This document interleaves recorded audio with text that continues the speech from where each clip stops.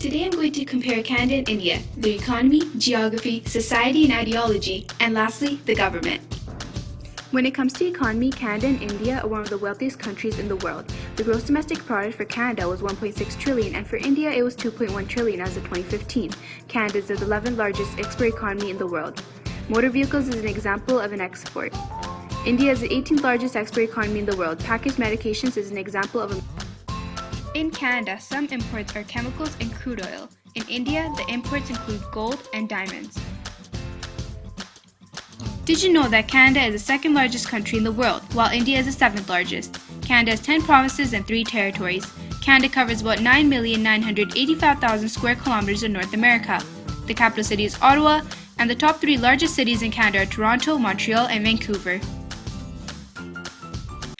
India has 29 states and 7 union territories. India covers about 3,287,263 square kilometers of Asia, and the capital city is New Delhi.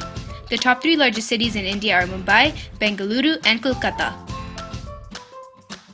Did you know Canada is the 38th most populous country in the world with 35.9 million people, while India is the second most populous country in the world with 1.31 billion people?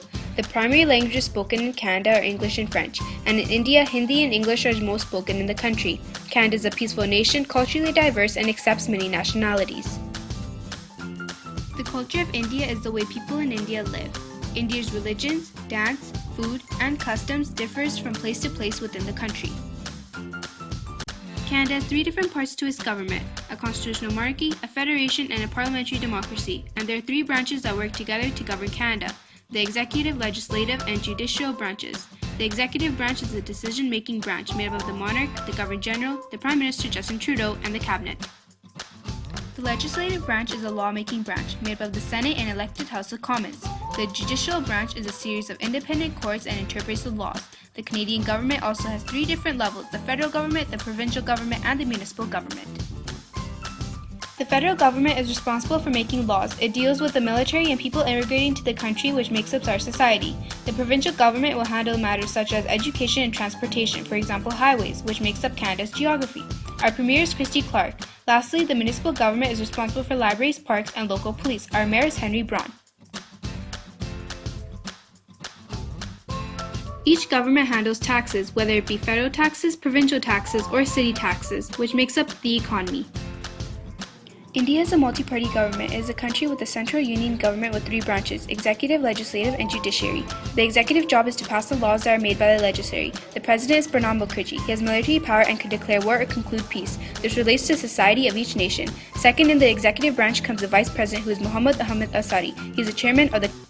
Last are the cabinet ministers. The leader of the cabinet ministers is Prime Minister Narendra Modi. They are advisors for the president. The second branch is the legislative branch. Their job is to make laws. Under the legislative branch, there are 2 roles: Rajya Sabha and Lok Sabha. Rajya Sabha is the higher house and Lok Sabha is the lower house. Rajya Sabha is a council of states, where the representatives are indirectly elected. Lok Sabha is a house of people, where people who are eligible to vote can elect their representative.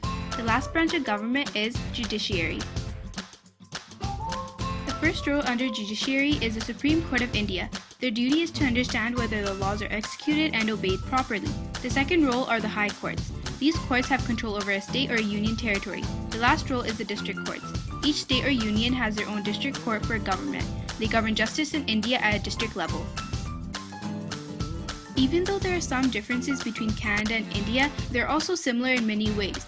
Both countries have a successful government because of their economy, society, and geography. Thank you for listening. Created using Powtoon.